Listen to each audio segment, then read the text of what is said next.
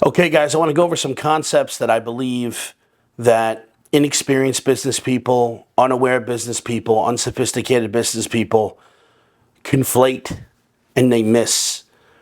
And a lot of businesses is the high level execution of basic principles and fundamentals. I want to talk about closing and I want to talk about negotiation here in this module and how to effectively do those things and what I believe is to be the linchpin to effectively closing and negotiating, which is something that most people don't talk about. I had to learn on my own. I've negotiated a lot of stuff in my life, probably just like you. Contracts, sophisticated contracts, long cycle stuff, change orders, damage for delay claims at the controller's office, very high value, long cycle dispute resolution. I know a thing or two about negotiation. And I want to walk you guys through it now in this module, okay? First of all, one of the things you got to recognize, to be a good negotiator, you got to be cognizant of negotiation and even what it is. I find that most business people don't even understand what negotiation is. So first, I want you guys are taking notes, write this down, obviously. I want you guys to think about and let this resonate with you. In life, you get what you negotiate. You don't get what you deserve. It's a saying. I'm sure you guys have heard it a million times. It happens to be a very true saying. In life, you get what you negotiate. And negotiation and closing are two different things. And most people get that conflating. They conflate that. They get it mixed up. Closing is asking for the deal. Closing is handling objections. When a buyer gives you a buying signal, you go for the close. When a buyer is complaining, you go for the close, you handle those objections and go for the close. That's closing. Closing is different. It's closing a person to say, yes, this solution will work for me. Negotiation is the details. Negotiation is the terms. Okay, you're going to take a Thursday delivery. You want to get a delivery next week. It's going to be terms and pricing mostly. Negotiation is the details of how you're going to deliver your product or service. Closing is something different. But to be a closer, you also have to be a negotiator.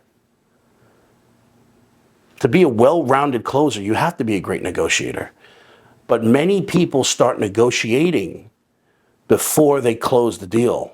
And that's one of the biggest problems I see. People start negotiating because they take this concept of assuming the sale and they misapply it. You know, when somebody assumes the sale, say, okay, so does Thursday look good to take delivery on this? Person's not even closed yet. That would be something that's relegated for negotiation. That's a term. Another thing is, don't negotiate just to negotiate. Negotiate when it's necessary. Okay? And if it's done right, if closing is done right, you don't even have to negotiate. Okay? You built the value. They've admitted to you that it's something that they want to do, that they're the decision maker. You ask for the deal, ask for payment. Okay? If they reject that or the client has a demand, that's when negotiation starts. But many great deals I've done, we never negotiated. We just closed the deal. Okay? But I think this assumption, this assumptive close that's out there that people do all the time. Okay, so Thursday sound good for delivery? No, dude. I'm not sold on this yet. Right? A lot of people are going to push back on that. In fact, that assumptive close doesn't really work. I don't even know why people even teach it. And what it does is it doesn't allow for a proper cycle. It doesn't allow for the proper selling and closing process to occur. Okay? You only negotiate when you have to. Don't negotiate for the sake of negotiation. Another thing in a negotiation that I find that is misunderstood is that when you think of a great negotiator, you think of this guy who's really stern. He's this hard-charging bull. He's going to grind you down on price. I learned to negotiate by being around very good negotiators. And all of those guys are extremely calm. Okay, calm people, collected and focused individuals will negotiate far greater than the guy who's a bull. and who's unreasonable and who grinds on you, bulls get laughed at, especially in a high-level negotiation. You might be able to get away with that stuff when you're dealing with people who are weak, who are wimps, who are pushovers, but you're dealing with smart people, people who are sophisticated. When you're doing a damage for delay claim and there's 13 lawyers in the room and you start acting like that, they just laugh at you. You lose all of your altitude, and then you're just a clown, and you're just an unreasonable party. And what will happen is, if the power flip didn't happen yet, the people with the power are just going to walk out of the room. Nobody's going to be berated. Nobody's going to want to deal with somebody who's just totally outlandish and wild and pounds the table. That's like something that's from a movie. Effective negotiators in a negotiation are extremely calm, collected, focused, organized, and have a strategy in place to close the deal or to negotiate the deal. I want to make it clear, negotiation and closing are two different things. In order to get to a negotiation, the deal has got to be closed. The person has to admit that this solution that you're providing for them will work for them. Yes, I love it. Sounds great. It's excellent. How much does it cost? Tell them the price, ask for the deal. When they balk and reject the deal, that's an opportunity for you to say, hey, listen, price aside of this thing, if we can negotiate on terms and price, you ready to make a deal today? Are you the person that could sign on it? If the person says yes to you, that's the time to negotiate, right there. In my opinion, the close is already done, taken place. The objections have been handled. They see that the solution is their solution. I now need to move into the negotiation portion of the cycle. Now it's time to negotiate price and terms, okay? This is like a very crucially important thing to understand. Another thing I want you to understand, in negotiation, it's extremely important to be silent. I noticed in my dealings that silence is very powerful. Silence allows you to be collected, allows you to think about your next step, think about your next move. The other person is anticipating and waiting for what you have to say, and silence makes people uncomfortable. Also, when you're a little bit low tone, a little bit lower in volume, people intently listen, okay? If you want people to listen to what you say and actually hear what you're saying, you talk lower. You want people to hear you? You talk loud. You want them to really hear you? You talk lower. The key to this, though, and I'm going to get into more negotiation tactics and strategies that come out of Negotiation Masterclass. But in this introductory video, the key to closing a deal and to negotiating a deal is all in the setup. And people forget this constantly. The key to closing and negotiating starts the second we start talking. And what I do and what I've found is very effective and successful is I always state my intention at the beginning of my encounter with the person. So let's say an appointment was set up. Someone wants to get more information. We're going to jump on a Zoom. We're going to have the appointment. When we have the appointment, I'm going to let them know right off the bat, Steve, I'm happy you cleared your calendar today for the next 30 minutes. Really looking forward to get to know you. Thank you for coming on the call. I want you to know my intention for this call is to do a deal with you today.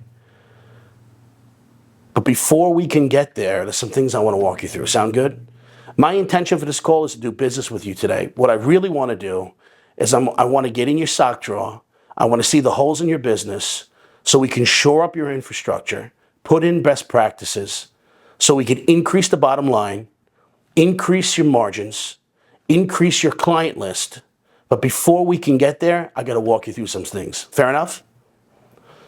Okay? People don't know how to take that. They go, okay, I set the tone for this conversation.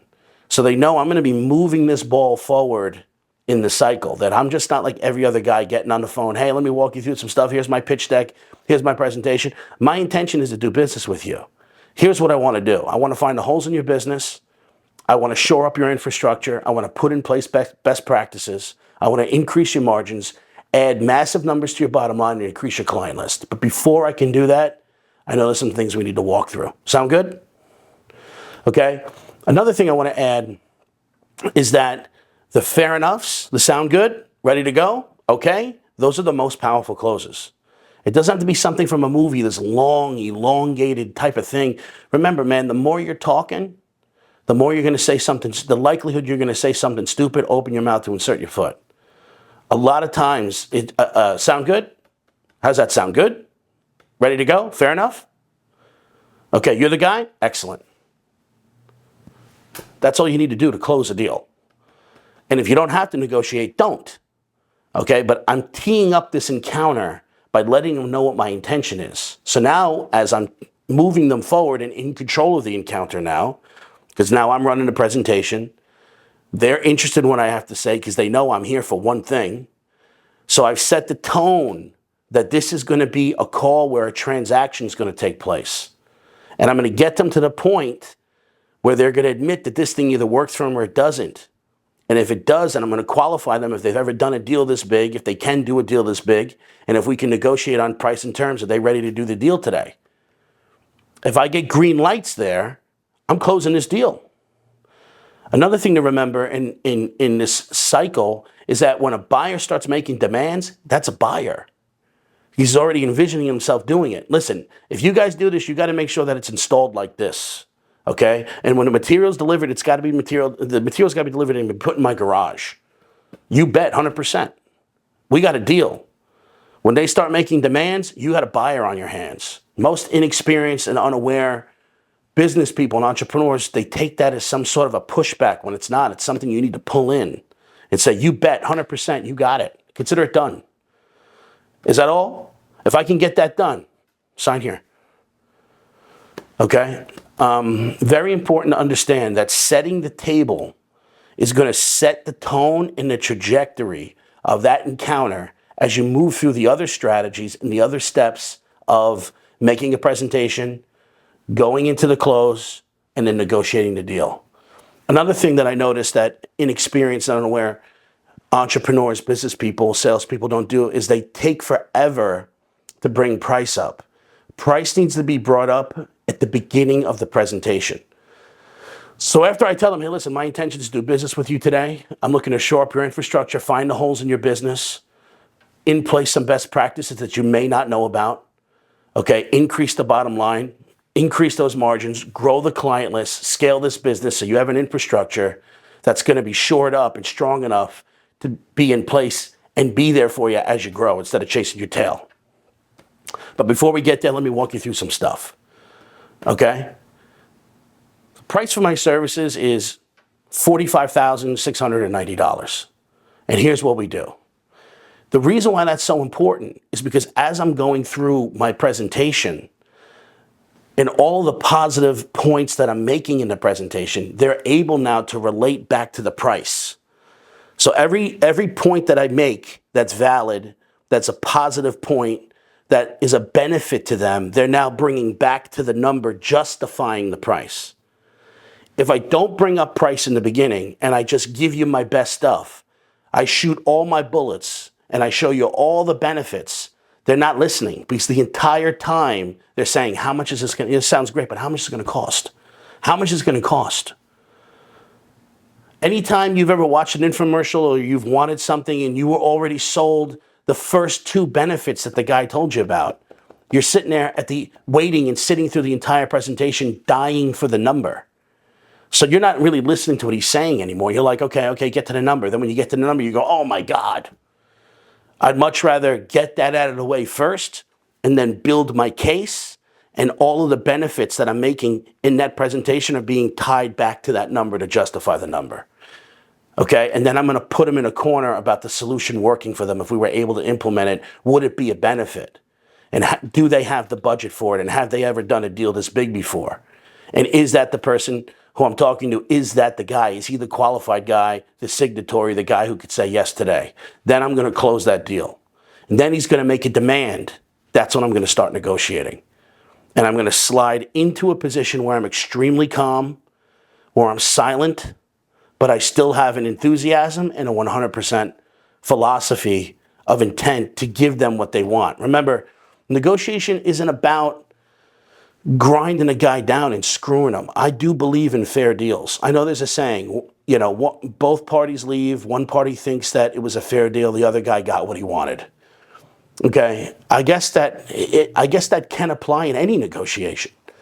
But I think that doing the right thing, having a 360 win is the most important thing in a negotiation. But I will not lower my price. And there's some strategies that I'm going to go through on how to handle price in a negotiation in the next lessons. But in this introductory lesson, I wanted to set the tone and give you an understanding that there's a difference between closing and negotiation. And none of this works if you don't set the tone for the encounter in the beginning. Okay? I know it may feel wonky and something you may not have heard before or whatever. I'm telling you, do it. I've watched it be done. I've been doing it for 20 years. It's the most effective way to close and negotiate deals.